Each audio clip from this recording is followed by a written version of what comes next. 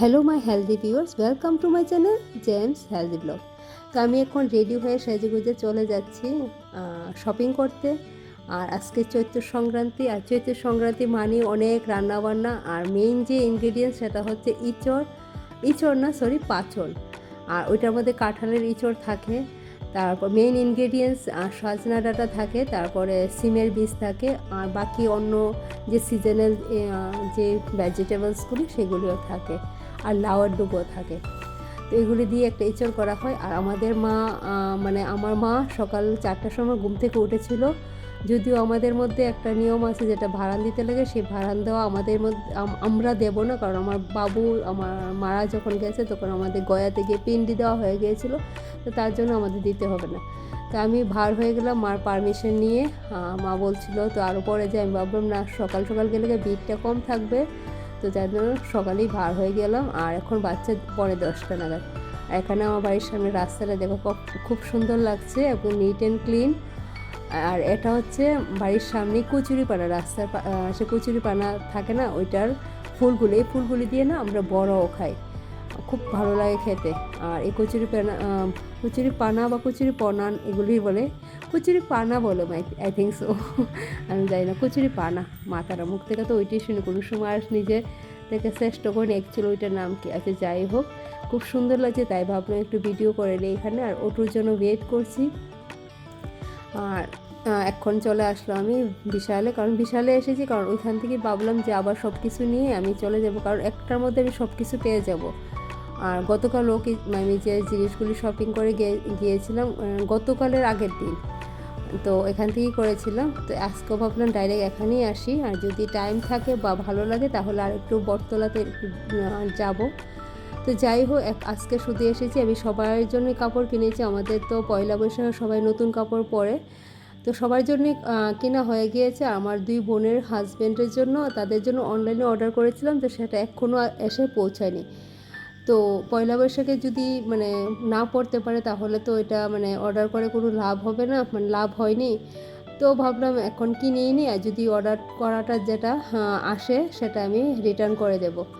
তো সেই ভেবেই আমি চলে আসলাম কেনাকাটি করতে। তো এখানে আমি টি শার্ট দেখছি, আর এখানে খুব ভালো রেঞ্জের ভালো কোয়ালিটির টি শার্টই আছে। দেখে নিতে পারলে খুব ভালো ভালো কোয়ালিটির, কম রেঞ্জে ভালো কোয়ালিটির জিনিসপত্র থাকে বিশালে। আর বিশালকে অনেকে টন্ট মেরে, বিশাল যে আমাদের বিশাল মেগামার্টকে অনেকে টন্ট মেরে বলে গরিবের মল। বাট গরিবের মল অনেকে বলে, যাদের টাকা অনেক বেশি থাকে তারা বলতে পারে। বাট এখানে না একই ছাদের তলায় অনেক রিজনেবল প্রাইসে অনেক কিছু পাওয়া যায়, তারা অনেক অফার দেয়, ভালো ভালো অফার দেয়। তারা একদম লোয়ার ক্লাস ফ্যামিলিদের কথা ভেবেই এত বড় মার্ট খুলেছে। তো তার জন্য বিশালে এত ভিড় থাকে, বা তাদের সেলও ভালো হয়। অবভিয়াসলি ভিড় থাকে, দেখলে সেল ভালো হয়। তো তারা অনেক কম রেঞ্জে প্রোডাক্ট দিয়ে দেয়। আর একটা কথা কি, সবাই যখন বিজনেস করে না, তখন লাভ ছাড়া কেউ বিজনেস করে, কিন্তু লাভের পরিমাণটা অনেকে বেশি রাখে বা অনেকে কম রাখে। অনেকে যে রিজনেবল লাভের মধ্যেই বিজনেস করতেছে, তাদের মেন্টালিটি আরেকটা থাকে যে জনগণের সেবা করো তাদের উদ্দেশ্য। তো সেই ভেবেও তারা অনেকে বিজনেস করে। আর কিছু বিজনেসম্যান থাকে যারা শুধু নিজেদের প্রফিটের কথাই ভাবে।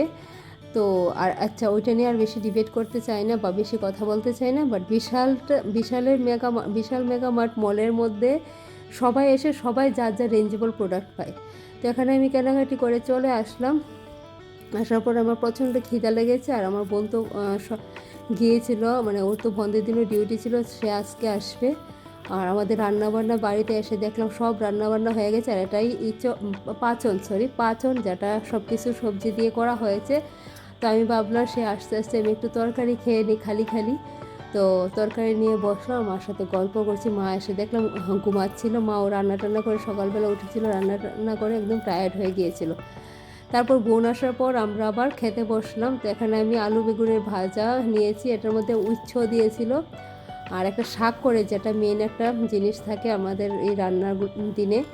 তো এটা লাউ, বিভিন্ন চোখের সামনে যে পাতাগুলি পড়ে সেই পাতাগুলি দিয়ে একটা শাক করে, এর মধ্যে তিতা ইনক্লুড করতে লাগে। আর এটা হচ্ছে আমাদের মধ্যে এখন তো আমের সিজন, আমের একটা ডাল করতে লাগে। তো আমি যেহেতু টক খাই না, তো তার জন্য মা আমটা বাদে বাকি সব কিছু দিয়ে একটা ডাল করেছে আমার জন্য আলাদা করে। আর এটা হচ্ছে পাঁচনটা, যেটা অনেকগুলি সবজি দিয়ে করেছিল। সো আর এটার মধ্যেও মানে দুই ভাগে করেছিল মা, একটার মধ্যে মিষ্টি কুমড় দিয়েছে, আর মিষ্টি কুমড় খাই না, তো মিষ্টি কুমড় ছাড়া একটা আর মিষ্টি কুমড় দিয়ে একটা, আর একটা করেছে এখানে শুক্তা মুগ ডাল দিয়ে। এটার মধ্যেও সিজনাল যে ভেজিটেবলগুলি মেন যেগুলি থাকে সবগুলি দিতে লাগে, তো সবগুলি দিয়ে এই শুক্তাটা করেছে। তো এই মোটামুটি আমাদের বাড়িতে আজকে যে রান্না হয়েছে। আর আমাদের যেহেতু বারান্দাতে হয় না, তার জন্য আমাদের রান্নার একদম সিম্পলভাবেই করেছে, কারণ এটা রান্না করে শুধু আমরাই খাবো, ওটা পূজাতে কোনো লাগানো হবে না, তার জন্য একদম সিম্পল ওয়েতেই করেছে। আর রান্নাবান্না বেশি আয়োজন করেনি, সেগুলি করেছে। আর মেনলি এগুলি করে, চেয়ে বেশি সেরকম আর কিছুই করে না বোধহয়, আমি যতটুকু জানি। তো আমি এখন খেতে, আমরা সবাই টিভি দেখতে দেখতে খাবো প্ল্যান করেছি, তো আমরা সবাই বসে টিভি দেখতে দেখতে আমাদের আজকের দিনের যে স্পেশাল খাবার দাবার সেটা এনজয় করছে। আর এই দিনের খাবারটা না আমাদের একটা সেমই থাকে পৌষ সংক্রান্তির সময়, ওই সময় আমাদের মাছের প্রায়োরিটিটা বেশি থাকে সব রান্নাবান্নাতে। আর আজকে যে রান্নাটা সেটার মধ্যে নিরামিষ থাকে, মাছ মাংস থাকে না, শুটকি থাকে না, বাট এটার মধ্যে পেঁয়াজ রসুন ইনক্লুড মানে করতে হয় বা করে ইচ্ছা, বাট ইনক্লুড করা যায়, কিন্তু এটার মধ্যে মাছ মাংস শুটকি এটার মধ্যে থাকে না। তো আমার পৌষ সংক্রান্তি রান্নাটা থেকে চৈত্র সংক্রান্তি রান্নার খাবার দাবারগুলি বেশি ভালো লাগে, যেহেতু আমি ভেজিটেবল খেতে খুব ভালোবাসি আর নিরামিষ খেতে ভালোবাসি। আর আমার নিরামিষ, আমরা যখন দুই বোন উদয়পুর থাকি আমরা সবসময় নিরামিষই খাই, যদি সানডেতে স্টে করি তাহলে আমরা একটু মাছ এনে খাই বা ডিম খাই, বা খুব রেয়ার টু রেয়ার আমরা মাংস খাই ওইখানে, but most of the time আমরা এসবই সবজিই খাই। বাট আমাদের যে রান্নাবান্না সেই রান্নাবান্নাতে পেঁয়াজ আর রসুনের ইউজটা খুব বেশি হয়, মিনস আমরা ইউজ করি, মানে একদম পেঁয়াজ রসুন ছাড়া যে আমরা নিরামিষ খাই এমন না। তো এখানে আমার একটা কুরিয়ার পার্সেল দিয়ে গিয়েছিল, সেই পার্সেলটার মধ্যে আমি আমার বোনের জন্য একটা হ্যান্ডব্যাগ অর্ডার করেছিলাম, এটা 5 টাইপই, তো সেটা অর্ডার করেছিলাম।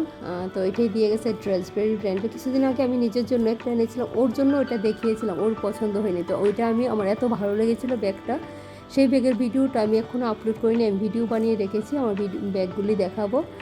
সো আমার আরও দুইটা মানে ব্যাগ নতুন এসেছিলো, তো ওই দুইটা ব্যাগ দেখাবো। আর এটা বোনকে এটাও দিয়েছিলাম ওকে চয়েস করে, তো ও এটা চয়েস করেছিল, তো এটা ওর জন্য আমি এটাই অর্ডার করেছিলাম অনলাইনে। ড্রেসবেরি ব্র্যান্ডের জিনিসগুলি আমার কাছে খুব পরতে ভালো লাগে, আর ড্রেসবেরি ব্র্যান্ডের জুতাগুলো আমি কমফোর্টেবল ফিল করি পরতে, আমার জুতাগুলিও মানে এত সুন্দর পড়েছিল অর্ডার করেছিলাম যখন, আর একদম কমফোর্ট ফিল করি। সো ড্রেসবেরি ব্র্যান্ডের প্রোডাক্ট ইউজ করে আমার অভ্যাস আছে। সো আমি রিস্ট ওয়াচ ইউজ করেছি, ড্রেসবেরি ব্র্যান্ডের হ্যান্ডব্যাগ করেছি, জুতা করেছি ইউজ, তো সবগুলি প্রোডাক্টই আমার ভালো পড়েছে এখন অবধি। তো তাই জন্য আমি ড্রেসবেরি ব্র্যান্ডের সাথে আমি ট্রাস্ট করতে পারি ওই ব্র্যান্ডকে। তো বোনকে বলেছিলাম তোর ব্যাগটা কেমন লেগেছে, তো বলছে ভালো লেগেছে।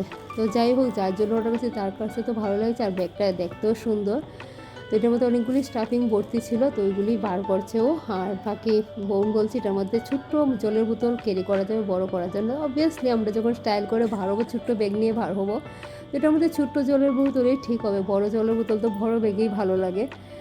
আর এখনকার তো বেশিরভাগ যে কোনো জায়গাতে জলের বোতল ভার হইলে জলের বোতল কেনাই যায়, রাস্তাঘাটে সবখানে তো জল মানে পাওয়া যায়, তো সেটা নিয়ে এত বেশি টেনশন নেই। বাট তারপর আমাদের অনেক সময় জলের বোতল ক্যারি করতে লাগে। তো যাই হোক, এই ছিল আমার চৈত্র সংক্রান্তির ছোট্ট একটা ব্লগ। তো কেমন হয়েছে ব্লগটা জানাও প্লিজ। দেখা হচ্ছে নেক্সট ব্লগে, টাটা বা।